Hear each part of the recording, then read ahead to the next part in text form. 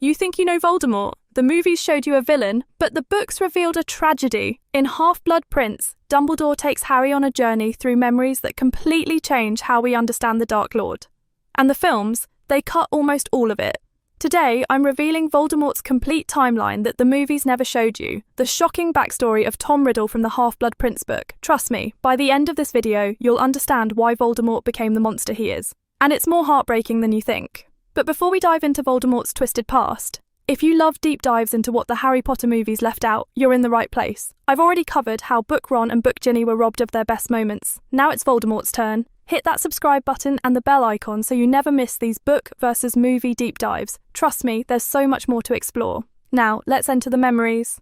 In the book, Dumbledore shows Harry a memory that changes everything. Bob Ogden, a Ministry of Magic official from the Magical Law Enforcement Squad, arrives at a decrepit shack in Little Hangleton to investigate a magical attack on a Muggle. What he witnesses is absolutely shocking. The Gaunts, Voldemort's mother, Merope Gaunt, lived in poverty with her father Marvolo and brother Morphin. They were the last descendants of Salazar Slytherin, and they were obsessed with their pure-blood status despite living in complete squalor. Marvolo wore Slytherin's locket like it was the only thing that mattered. Morphin was violent and used magic to terrorize Muggles. And Merope, she was treated like dirt by her own family. She was magically weak, looked down upon, and basically enslaved by her father and brother. The movies never showed this, and we never see where Voldemort really came from, or the broken family that shaped him.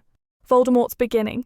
Merope fell in love with Tom Riddle Sr., a wealthy Muggle who lived in the manor house nearby. He was handsome, privileged, everything her family wasn't. But he wouldn't look twice at her. So what did she do? She used a love potion. Merope enslaved Tom Riddle Sr. with magic. She made him fall in love with her and father a child with her. But here's the tragedy. After she became pregnant, she stopped giving him the potion. Maybe she hoped he'd truly love her. Maybe she felt guilty. He didn't. He abandoned her immediately. Voldemort was conceived while his father was under a love potion. Dumbledore suggests this is why Voldemort cannot understand love. He was literally born from an artificial obsession, not genuine feeling. The movies cut this entire explanation. We never learn that Voldemort's inability to love stems from his very conception. And here's the devastating truth the movies cut. Voldemort's father was a Muggle, the Dark Lord who built his entire ideology on pure blood supremacy and hatred of Muggles was himself half Muggle. And here's what makes it even more ironic. His Muggle father came from wealth and status. Everything Voldemort wanted, everything he valued, came from the Muggle side he despised. That's huge backstory, just gone. Memory 3. The darkness emerges. The movies show a brief scene of young Tom Riddle at the orphanage, but the book goes much deeper. Dumbledore visits Tom and immediately recognizes something is very wrong. Tom Riddle, at age 11, had already hung another child's rabbit from the rafters, lured 2 children into a cave and traumatized them so badly they were never the same, stolen from other children and hoarded his treasures, used his magic to hurt anyone who crossed him. And the most chilling part? He felt no remorse. None. When Dumbledore confronted him, Tom didn't deny it or show shame. He was proud. The film shows us a creepy kid, sure, but it doesn't show us that Tom Riddle was a psychopath before he ever learned the word Horcrux. The books make it clear, Voldemort wasn't corrupted by dark magic. He was born this way, shaped by abandonment and his own inherent cruelty.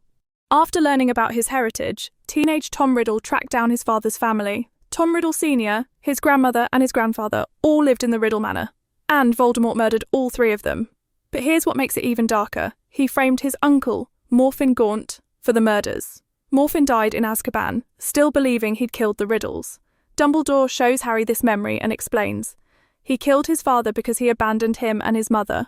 He killed his grandparents because they were Muggles, like his father, and he felt nothing. This is Voldemort's origin as a killer. This is where he made his first Horcrux. The ring, his grandfather Marvolo's ring with the resurrection stone, was created from this murder. And the films barely mention it. We never see the crime, never understand the hatred that drove it, never see how calculated and cold-blooded young Tom was.